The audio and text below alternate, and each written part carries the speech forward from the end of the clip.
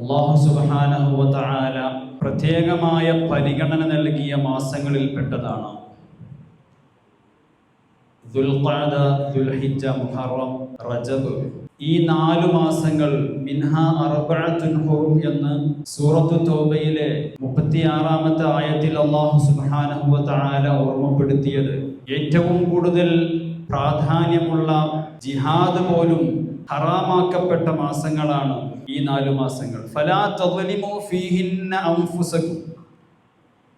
ഒരിക്കലും അല്ലാഹുവിനോട് ധിക്കാരപൂർവം മഅസിയത്ത് ചെയ്യാൻ പാടില്ല, ഈ മാസങ്ങളിൽ പ്രത്യേകിച്ചു. ഫഇന്നഹു അഅ്ളമു വിസ്റാ. അങ്ങനെ ഈ മാസങ്ങളെ പവിത്രത മാനിക്കാതെ തിന്മകൾ പ്രവർത്തിക്കുകയാണെങ്കിൽ അത് വളരെ മോശമായ ജീവിത രീതിയാണ്, പ്രവർത്തനമാണ് എന്ന് മഹാന്മാർ പഠിപ്പിക്കുകയാണ്. സുഹൃതങ്ങളെ കൊണ്ട്, സൽക്കർമ്മങ്ങളെ കൊണ്ട്, സൽപ്രവർത്തനങ്ങളെ കൊണ്ട് ധന്യമാക്കാൻ നാം തയ്യാറാകണം. അല്ലാഹു തൗഫീഖ് നൽകുമാറാകട്ടെ. വൽ ഫജ്ർ വലയാലിൻ അശ്ർ വശഫഇ വൽ വത്ർ. അല്ലാഹു സുബ്ഹാനഹു വ തആല ഓർമ്മപ്പെടുത്തി ദുൽഹിജ്ജ 10-ന്റെ ആ പ്രഭാതത്തെ തന്നെ അല്ലാഹു സുബ്ഹാനഹു വ തആല സത്യം ചെയ്ത് പറയുകയാണ്. എല്ലാ ദിവസത്തിലെ പ്രഭാതവുമാണ് അവിടെ ഉദ്ദേശിക്കുന്നത് എന്ന് മഹാന്മാർ വിശദീകരിക്കുന്നുണ്ട്. പ്രഭാതത്തിന് വലിയ പ്രാധാന്യമുണ്ട്. വലയാലിൻ അശ്ർ, ദുൽഹിജ്ജ 1 മുതൽ 10 വരെയുള്ള രാത്രികൾ, ആ രാത്രികളെ അല്ലാഹു സുബ്ഹാനഹു വ തആല സത്യം ചെയ്യുകയാണ്. വശഫഇ വൽ വത്ർ, ഇരട്ടയും ഒറ്റയുമായ ദിനങ്ങൾ അതേതൊക്കെയാണ്? വശഫഅ കൊണ്ട് ദുൽഹിജ്ജ 10 ആണ് ഉദ്ദേശിക്കുന്നത്. വൽ വത്ർ കൊണ്ട് ഉദ്ദേശിക്കുന്നത് അത് യൗമു അറഫയാണ്, ദുൽഹിജ്ജ 9 ആണ്. ആ ദിനരാത്രങ്ങളെ കൊണ്ട് സത്യം ചെയ്ത് അല്ലാഹു സുബ്ഹാനഹു വ തആല അതിന്റെ പ്രാധാന്യം നമ്മളെ ഓർമ്മപ്പെടുത്തുകയാണ്. ഹബീബുനാ വ സയ്യിദുനാ മുഹമ്മദുർ റസൂലുള്ളാഹി സ്വല്ലല്ലാഹു അലൈഹി വസല്ലം തങ്ങൾ ഓർമ്മപ്പെടുത്തി, മാ മിൻ അയ്യാമിൻ അൽ അമലുസ് സാലിഹു ഫീഹിന്ന അഹബ്ബു ഇലല്ലാഹി മിൻ ഹാദിഹിൽ അയ്യാമിൽ അശ്ർ.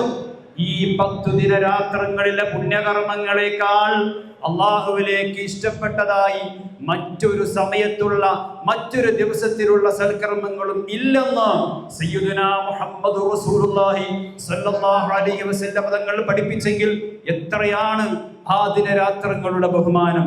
ഹബീബുനാ വ സയ്യിദുനാ മുഹമ്മദുർ റസൂലുള്ളാഹി സ്വല്ലല്ലാഹു അലൈഹി വസല്ലം ആദ്യത്തെ 9 പകലുകൾ നോമ്പനുഷ്ഠിക്കാറുണ്ടായിരുന്നു. പ്രത്യേകം സുന്നത്താണ്. അവസാനത്തെ ആ ദിവസം, 9-ാമത്തെ ദിവസം യൗമു അറഫ, ആ യൗമു അറഫയിലെ ആ ദിനത്തിലെ നോമ്പിന് അല്ലാഹുവിന്റെ ഹബീബ് സല്ലല്ലാഹു അലൈഹി വസല്ലം എത്രമാത്രം പ്രാധാന്യമാണ് പഠിപ്പിച്ചിട്ടുള്ളത്. അത് കഴിഞ്ഞ ഒരു വർഷത്തെ യുകഫിറു സനതൽ മാദിയത വൽ ബാഖിയ സയ്യിദുനാ മുഹമ്മദുർ റസൂലുള്ളാഹി സ്വല്ലല്ലാഹു അലൈഹി വസല്ലം പഠിപ്പിക്കുകയാണ്. കഴിഞ്ഞ ഒരു വർഷത്തെ പാപം, അവന്റെ ജീവിതത്തിൽ സംഭവിച്ചു പോയ എല്ലാ ദോഷങ്ങളും പൊറുക്കാൻ അത് കാരണമാകും. വൽ ബാഖിയ, ശേഷം വരാനുള്ള ഒരു വർഷത്തെ ദോഷവും പൊറുക്കാൻ ഈ ഒരൊറ്റ നോമ്പ് കൊണ്ട് അവന് സാധിക്കുമെന്ന് സയ്യിദുനാ മുഹമ്മദ് റസൂലുള്ളാഹി സ്വല്ലല്ലാഹു അലൈഹി വസല്ലം തങ്ങൾ പഠിപ്പിക്കുമ്പോൾ മഹാന്മാർ ആ ഹദീസ് വിശദീകരിച്ചു കൊണ്ട് പറയുകയാണ്, യൗമു അറഫയിൽ നോമ്പനുഷ്ഠിച്ചാൽ അവന് സന്തോഷിക്കാം. അള്ളാഹു ഒരു വർഷം കൂടെ അവന് ആയുസ് നീട്ടിക്കൊടുക്കാൻ അത് സാധ്യതയുണ്ട് എന്ന് മഹാന്മാർ അവിടെ വിശദീകരണമായി നമ്മെ പഠിപ്പിക്കുകയാണ്. ദുൽഹിജ്ജയുടെ ഏറ്റവും വലിയ പ്രത്യേകത എന്താ? വലില്ലാഹി അലന്നാസി ഹജ്ജുൽ ബൈതി മൻ ഇസ്തതാഅ ഇലൈഹി സബീല. അല്ലാഹുവിന് കൃത്യമായ രൂപത്തിൽ ഹജ്ജ് ചെയ്യുക എന്നുള്ളത് മുഅ്മിനീങ്ങളുടെ മേൽ നിർബന്ധിത ബാധ്യതയാണ്. നിർബന്ധിത ബാധ്യതയാണ്. തഅജ്ജലു ഇലൽ ഹജ്ജി, ഹജ്ജിലേക്ക് നിങ്ങൾ പെട്ടെന്ന് വരണം. ഇതിനു വേണ്ടി നിങ്ങൾ കൃത്യമായി ഒരുങ്ങണം. യഅനിയൽ ഫരീള, ഫർളായ ഹജ്ജ്. ആ ഫർളായ ഹജ്ജ് നമ്മുടെ ജീവിതത്തിൽ എപ്പോഴാണോ അതിന് സാധിക്കുന്നത് ആ സമയം തന്നെ അതിനു വേണ്ടി നമ്മൾ ഉപയോഗപ്പെടുത്തണം. ഫഇന്നഹു ലാ യദ്രി മാ യഅരിദു ലഹു. ഭാവിയിൽ അടുത്ത വർഷത്തിൽ അവനുണ്ടാകുമെന്ന് അവൻക്കറിയോ? ഇപ്പോഴുള്ള അവന്റെ സാഹചര്യം അടുത്ത വർഷവും അവന്റെ കൂടെ ഉണ്ടാകോ? അത് അവൻ അറിയാൻ പറ്റോ? ഇല്ല. അതുകൊണ്ട് എപ്പോഴാണോ ഹജ്ജിന് ഏറ്റവും അനുയോജ്യമായ സന്ദർഭം നമ്മുടെ ജീവിതത്തിൽ കടന്നു വരുന്നത്, ആ സന്ദർഭം കൃത്യമായി അതിന് ഉപയോഗപ്പെടുത്തണം. ഉസ്താദുമാര് പറയാറുണ്ട്, ചിലപ്പോൾ നമ്മളെക്കാൾ മുന്നേ നമ്മുടെ ഭാര്യമാർക്ക് ഹജ്ജ് നിർബന്ധമായേക്കാം. കാരണം എന്താ? വിവാഹത്തിന്റെ സമയത്ത് അവരുടെ പിതാക്കന്മാർ അവർക്ക് സമ്മാനിക്കുന്ന അവരുടെ ധനമാണ് സ്ത്രീധനം. അത് അവരുടെ ധനമാണ്, അവരുടെ ഉടമസ്ഥതയിലുള്ളതാണ്. നമുക്ക് അവകാശം പറയാനൊന്നുമില്ല. ആ സ്ത്രീധനം ഏത് സമയത്താണോ അവർക്ക് മിൽക്കായിട്ട് ഉടമസ്ഥതയിൽ വരുന്നത്, ആ വർഷത്തെ ഹജ്ജ് ഒരുപക്ഷെ അവർക്ക് നിർബന്ധമായേക്കാം. ഉണ്ടാവൂലേ? അതിന് മാത്രമൊക്കെ അവർക്ക് ഉണ്ടായിട്ടുണ്ടാവൂലേ? ആ സമയത്തെ ഹജ്ജ്, ആ വർഷത്തെ ഹജ്ജ് അത് കൃത്യമായിട്ട് നിർവഹിക്കാനുള്ള മറ്റുള്ള സാഹചര്യങ്ങൾ ഉണ്ടായിരുന്നു, അവരുടെ സാമ്പത്തിക ശേഷി ഉണ്ടായിരുന്നു. പക്ഷേ പോയിട്ടില്ലെങ്കിൽ, മരിക്കുന്നതിന് മുമ്പ് ആ ഹജ്ജ് നിർവഹിച്ചിട്ടില്ലെങ്കിൽ ഗൗരവകരമായ വിഷയം സയ്യിദുനാ മുഹമ്മദുർ റസൂലുള്ളാഹി സ്വല്ലല്ലാഹു അലൈഹി വസല്ലം തങ്ങൾ പഠിപ്പിക്കുന്നുണ്ട്. ലോകത്തുള്ള ഒരു മുഅ്മിനും മുസ്ലിം അല്ലാതെ മരിക്കണമെന്ന് ഒരാളും ആഗ്രഹിക്കുകയില്ല, ഒരു മുഅ്മിൻ ആഗ്രഹിക്കുകയില്ല. സയ്യിദുനാ മുഹമ്മദുർ റസൂലുള്ളാഹി സ്വല്ലല്ലാഹു അലൈഹി വസല്ലം തങ്ങൾ ഹരീസുൻ അലൈക്കും ബിൽ മുഅ്മിനീന റഊഫുർ റഹീം, മുഅ്മിനീങ്ങളോട് എത്രമാത്രം ഹൃദയബന്ധമുള്ളവരാണ് സയ്യിദുനാ റസൂലുള്ളാഹി. ഒരിക്കലും സ്വല്ലല്ലാഹു അലൈഹി വസല്ലം തങ്ങൾ നമ്മളിൽ ഒരാൾ മുർത്തദ്ദായി ഇസ്ലാമിൽ നിന്ന് പുറത്തുപോയി മരണപ്പെടുമെന്ന് ആഗ്രഹിക്കുക ഇല്ലേ ഇല്ല. പക്ഷേ ഒരാൾ ഹജ്ജ് നിർബന്ധമായതിന് ശേഷം ഹജ്ജ് ചെയ്യാതെ മരണപ്പെട്ടാൽ ഫല്യമുത് യഹൂദിയൻ ഔ നസ്റാനിയ എന്ന് തങ്ങൾ പറഞ്ഞു പോയിട്ടുണ്ട്. അതതിന്റെ ഗൗരവം പഠിപ്പിക്കാനാണ്, ഈമാനോടുകൂടെ മരിക്കാൻ അവന് സാധിക്കുമോ എന്ന് ചിന്തിക്കാനാണ് സയ്യിദുനാ റസൂലുള്ളാഹി സ്വല്ലല്ലാഹു അലൈഹി വസല്ലം തങ്ങൾ ആ വസ്തുത നമ്മെ പഠിപ്പിക്കുന്നതിന് വേണ്ടിയാണ് അങ്ങനെ പഠിപ്പിച്ചിട്ടുള്ളത്, പറഞ്ഞിട്ടുള്ളത്. അതുകൊണ്ട് വളരെ ഗൗരവമുണ്ട്. നമ്മുടെ ജീവിതത്തിൽ എപ്പോഴെങ്കിലും അങ്ങനെ സാമ്പത്തിക ഭദ്രതയുള്ള നിമിഷം കടന്നു പോയിട്ടുണ്ടെങ്കിൽ ആ വർഷത്തെ ഹജ്ജ് നമുക്ക് ബാധ്യതയായി നമ്മുടെ പിരടിയിലുണ്ട് എന്ന ഓർമ്മ വേണം. അല്ലാഹു സമീപ ഭാവിയിൽ തന്നെ ഏറ്റവും അനുയോജ്യമായ സ്വീകാര്യമായ ഹജ്ജുകൾ, ഉംറകൾ നിർവഹിക്കാൻ നമുക്ക് തൗഫീഖ് നൽകുമാറാകട്ടെ. അൽ ഹജ്ജുൽ മബ്റൂർ ലൈസ ലഹു ജസാഉൻ ഇല്ലൽ ജന്ന. സദഖ റസൂലുള്ളാഹി സ്വല്ലല്ലാഹു അലൈഹി വസല്ലം തങ്ങൾ ഓർമ്മപ്പെടുത്തിയിട്ടുണ്ട്. ഹജ്ജ് എന്ന് പറയുന്നത് അത് സമ്പൂർണ്ണമായ ഹജ്ജാണെങ്കിൽ, മബ്റൂറായ ഹജ്ജാണെങ്കിൽ, ഫലാ റഫത വലാ ഫുസൂഖ വലാ ജിദാല ഫിൽ ഹജ്ജ് എന്ന് പറഞ്ഞ ഹജ്ജാണെങ്കിൽ, ആരെയും ബോധിപ്പിക്കാൻ ഉദ്ദേശിക്കാൻ രൂപത്തിൽ അള്ളാഹുവിന്റെ പൊരുത്തം ആഗ്രഹിക്കുന്ന ഹജ്ജാണെങ്കിൽ, ഭൂമിയിലേക്ക് നമ്മൾ വരുന്നത് എങ്ങനെയാണ്? ഭൂമിയിലേക്ക് വരുന്ന സമയത്ത് ആ ദിവസത്തിൽ തന്നെ നാം ഈ ഭൂമി ലോകത്ത് നിന്ന് വിട പറഞ്ഞിരുന്നുവെങ്കിൽ, ഈ ഭൂമിയിൽ നിന്ന് നാം എപ്പോഴാണോ ഏത് സമയത്താണോ ജനിച്ചത് അപ്പോൾ തന്നെ നമ്മൾ മരിച്ചാൽ നേരിട്ട് നമുക്ക് സ്വർഗത്തിലേക്ക് പോകായിരുന്നു അല്ലേ? ചെറിയ കുട്ടികൾ മരിച്ചാൽ നേരെ സ്വർഗത്തിലേക്കല്ലേ? അവർക്ക് എന്തെങ്കിലും ഒരു പാപത്തിന്റെ കറ അവരുടെ ജീവിതത്തിൽ പുരളാനുള്ളൊരു സമയം ഉണ്ടായിട്ടുണ്ടോ? ഇല്ല. ജനിച്ച അപ്പൊ തന്നെ മരിക്കായിരുന്നെങ്കിൽ നേരെ സ്വർഗത്തേക്ക് പോവായിരുന്നു. നമുക്കതിന് സാധിച്ചോ? ഇല്ല. ഇനി നമ്മുടെ പാപങ്ങൾ ഉണ്ടാകുന്ന ഉറപ്പല്ലേ? അത് കഴുകിക്കളയാനുള്ള മാർഗമാണ് ഒരു പരിപൂർണമായ ഹജ്ജ് ഒരാൾ നിർവഹിച്ചാൽ എല്ലാ പാപങ്ങളിൽ നിന്നും അവൻ പരിപൂർണമായി സംശുദ്ധമായ ജീവിതത്തിലായി. കയൗമ വലദത്ഹു ഉമ്മുഹു, അവന്റെ ഉമ്മ എങ്ങനെയാണോ പ്രസവിക്കുന്ന സമയത്ത് അവനുണ്ടായത് ആ രൂപത്തിലായി തീരും. അങ്ങനെ തന്നെ ആ ഹജ്ജിന് ശേഷം ഹജ്ജിന്റെ അമലുകളെ, ഹജ്ജിന്റെ പുണ്യങ്ങളെ തകർക്കാത്ത രീതിയിൽ മരണപ്പെട്ടു പോയാൽ നമുക്ക് സ്വർഗസ്ഥരാകാനുള്ള ഒരു കാര്യമാണ്. ഹജ്ജിന് അല്ലാഹു നമുക്ക് തൗഫീഖ് നൽകുമാറാകട്ടെ. ആഗ്രഹം വേണം മുഅ്മിനീങ്ങളെ, ആഗ്രഹം വേണം. നിങ്ങൾക്കറിയാമോ, ആഫ്രിക്കക്കാരനായ ഒരു വ്യക്തി അദ്ദേഹത്തെ ഹജ്ജിന് വേണ്ടി എല്ലാവരും കൂടെ അദ്ദേഹത്തിന് വേണ്ട ഒരുക്കങ്ങളെല്ലാം പൂർത്തിയാക്കി അദ്ദേഹത്തെ ഹജ്ജിന് പറഞ്ഞയക്കുന്ന ഒരു റിപ്പോർട്ടാണ്. അതിൻ്റെ പിന്നിലുള്ള ഹിസ്റ്ററി എന്താണ്? അദ്ദേഹം പുറത്തിറങ്ങുന്ന സമയത്ത് ഡ്രോൺ ഉണ്ടല്ലോ, നമ്മുടെ ഡ്രോണ്, ആ ഡ്രോണ് കണ്ടപ്പോൾ അദ്ദേഹം ഇങ്ങനെ ചിന്തിക്കുകയാണ്. അദ്ദേഹം ഇങ്ങനെ പറഞ്ഞു പോയി. അദ്ദേഹത്തിന്റെ അടുത്തേക്ക് ഡ്രോണ് വന്നപ്പോ അദ്ദേഹത്തിന്റെ മനസ്സങ്ങകലെ മക്കയും മദീനയും കാണുകയാണ്. ആ ഡ്രോണ് കയ്യിൽ പിടിച്ച് അദ്ദേഹം ചോദിക്കുകയാണ്, ഇതിന് എന്നെ പറത്തി കൊണ്ടുപോകാൻ കഴിയോ? ഈ ഡ്രോണ് കൊണ്ട് ഞാൻ പറന്ന് മക്കയിലെത്താൻ കഴിയോ? എനിക്ക് ഹജ്ജ് ചെയ്യാൻ കഴിയോ? മുത്തുനബി സല്ലല്ലാഹു അലൈഹി വസല്ലം തങ്ങൾ ഹദ്റത്തിലേക്ക് ഈ ഡ്രോൺ എന്നെ കൊണ്ടെത്തിക്കുമോ എന്ന ചോദ്യം, ആ ചോദ്യം അവിടെയുണ്ടായിരുന്ന സയന്റിസ്റ്റുകളും മറ്റങ്ങനെ അഭ്യസ്തവിദ്യരുമായ ആളുകൾ ലോകത്തോട് പങ്കുവെക്കുകയാണ്.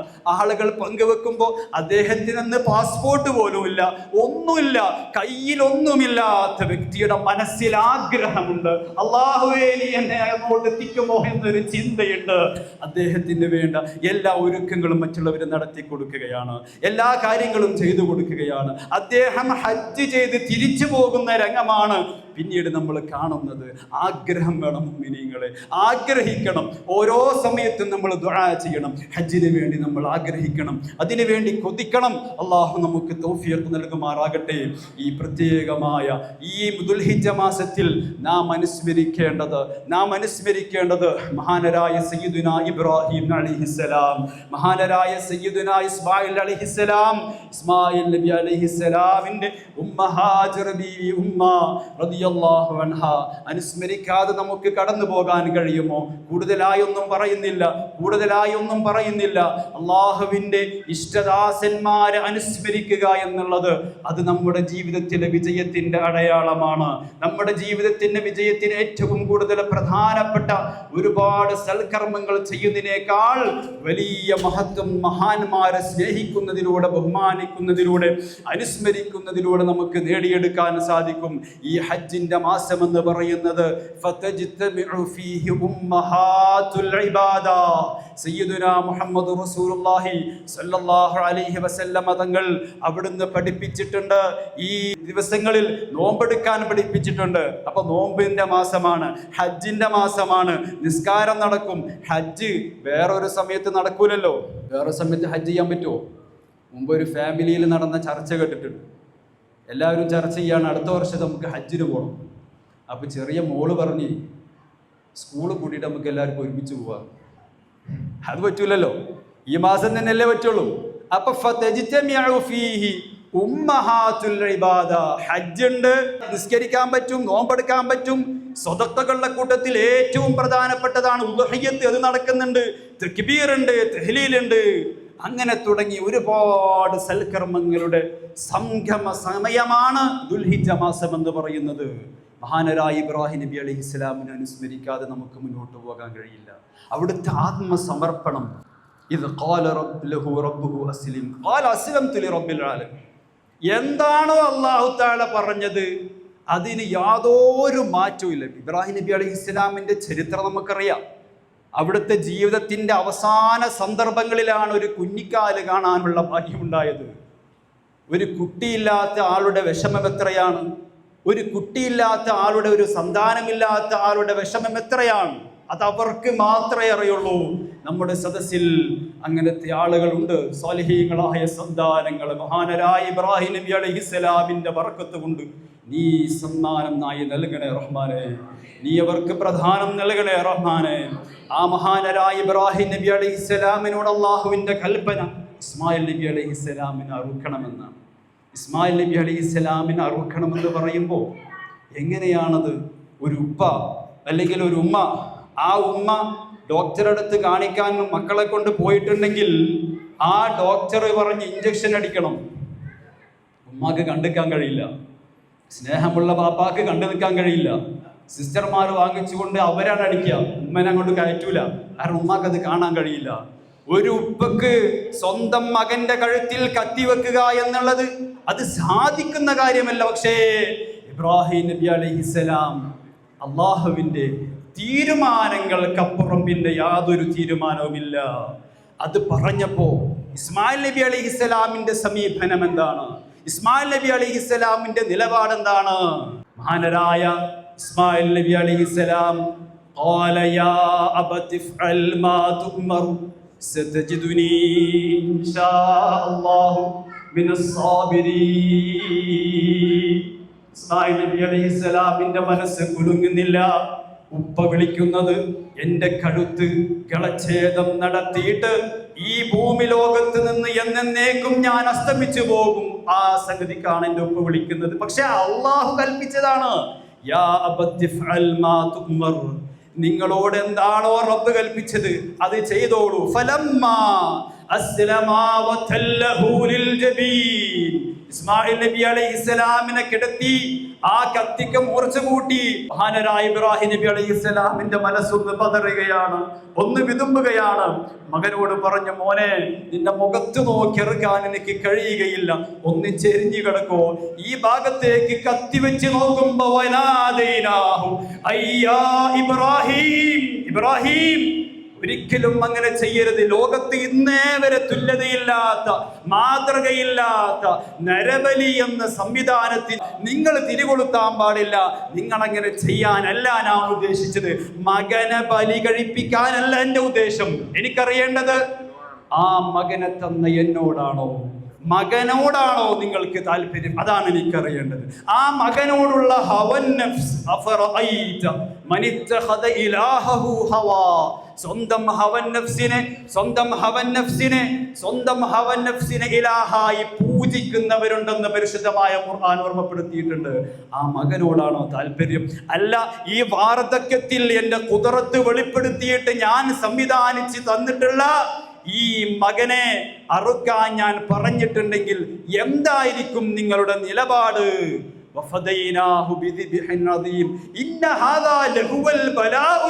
അല്ലാഹു ഓർമ്മപ്പെടുത്തുകയാണ്, ഇത് വളരെ ശക്തമായ വ്യക്തമായ പരീക്ഷണമാണ്. എത്ര വലിയ പരീക്ഷണമാണ് മുഅ്മിനീങ്ങളെ! ആ പരീക്ഷണത്തിൽ മഹാനരായ ഇബ്രാഹിം നബി അലൈഹിസ്സലാം അവിടുന്ന് വിജയിക്കുകയാണ്. അവിടുത്തെ മനസ്സിൽ അല്ലാഹുവിനാണ് സ്ഥാനം. ആ സന്ദർഭത്തിൽ അല്ലാഹുവിന്റെ ഏറ്റവും വലിയ പ്രീതിക്ക് മഹാനരായ ഇബ്രാഹിം നബി അലൈഹിസ്സലാം അവിടുന്ന് പാത്രീഭവിക്കുകയാണെങ്കിൽ നമുക്ക് ലഭിക്കുന്ന പാഠം എന്താണ്? അല്ലാഹുവും റസൂലും വമാ കാന ലിമുഅ്മിനിൻ വലാ മുഅ്മിനത്തിൻ ഇദാ ഖദല്ലാഹു വറസൂലുഹു അംറൻ അയ്യകൂന ലഹുൽ ഖിയറതു മിൻ അംരിഹിം.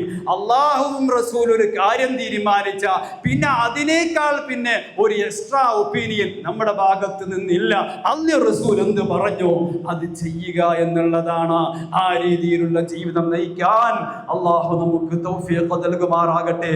മഹദിയായ ബീവി ഹാജറ റളിയല്ലാഹു അൻഹയുടെ സമർപ്പണ ബോധം നമുക്ക്, നമ്മുടെ ഉമ്മമാർക്ക് നമ്മുടെ ജീവിതത്തിൽ എപ്പോഴും നാം അല്ലാഹുവിൽ തവക്കുലാക്കുന്നതിന്റെ മാതൃകയായി നമ്മുടെ മുമ്പിൽ വളരെ സന്തോഷത്തോടു കൂടി തിരിഞ്ഞു നിൽക്കുകയാണ്.